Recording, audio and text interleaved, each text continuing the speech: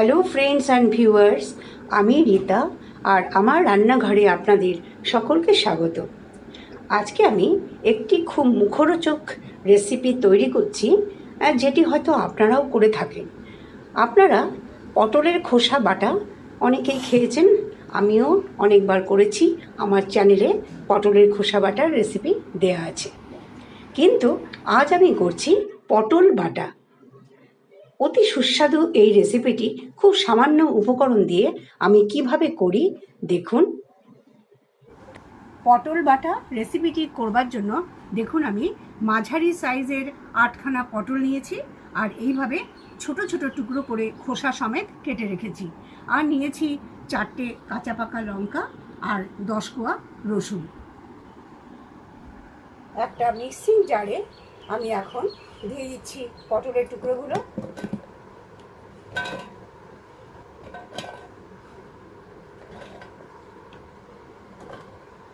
দিয়ে দিচ্ছি রসুন আর কাঁচা লঙ্কা।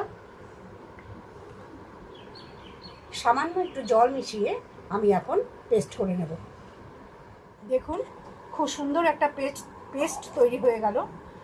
পটল, রসুন আর কাঁচা লঙ্কা দিয়ে আর সামান্য জল মিশিয়ে, অবশ্যই জল মেশাতে ভুলবেন না, না হলে কিন্তু পটল এইভাবে পেশা যাবে না। কড়াইতে আমি সর্ষের তেল গরম করে নিয়েছি। তেলে দিয়ে দিচ্ছি আমি কালো জিরে, একটা শুকনো লঙ্কা আর 3-4 কোয়া রসুন। এটা আমি একটু ভাজা ভাজা করব। বন্ধুরা, আপনারা যে যেমন ঝাল খেতে পছন্দ করেন সেরকমই ঝাল করবেন। আমি 4টে কাঁচা লঙ্কা দিয়ে পটলটা বেটে নিয়েছি, আপনারা তার থেকে বেশি বা কম দিতে পারেন। খাওয়ার রুচি নেই, খেতে ইচ্ছে করছে না, একটু কিছু সুস্বাদু খেতে ইচ্ছে করছে, ঠিক এমন সময় আপনারা এই রেসিপিটি করে নিতেই পারেন। দেখুন রসুন আর শুকনো লঙ্কা বেশ ভাজা ভাজা হয়ে গেছে। এই সময় আমি যে পটলটা বেটে রেখেছিলাম সেটা দিয়ে দিচ্ছি।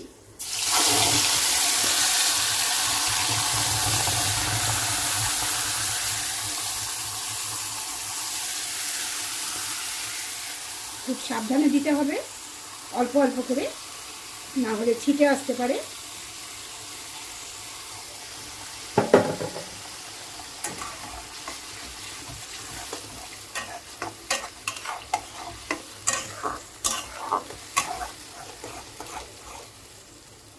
দিয়ে দিচ্ছি স্বাদ মতো লবণ। লবণ আমি প্রথমে কমই দিচ্ছি, কারণ এই জিনিসটা অনেকটা কমে যাবে।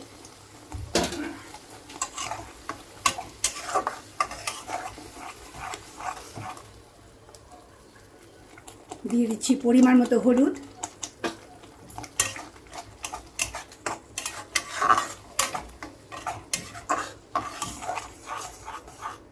গ্যাসের ফ্লেম হাই রেখে আমি 2 মিনিটের মতো এটা নাড়াচাড়া করব।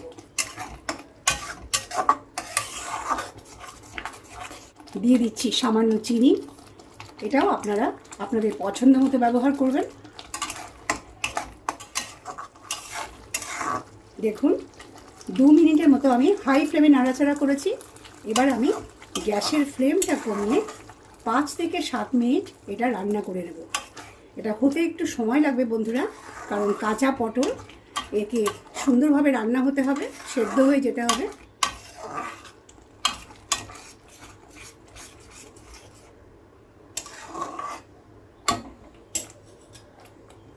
ঢেকে দিচ্ছি।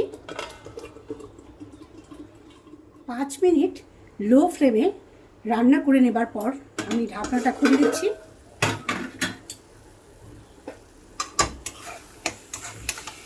গ্যাসের ফ্লেমটা আমি এখন বাড়িয়ে দেব। এখনও কিন্তু পটল বাটা রেডি হয়নি।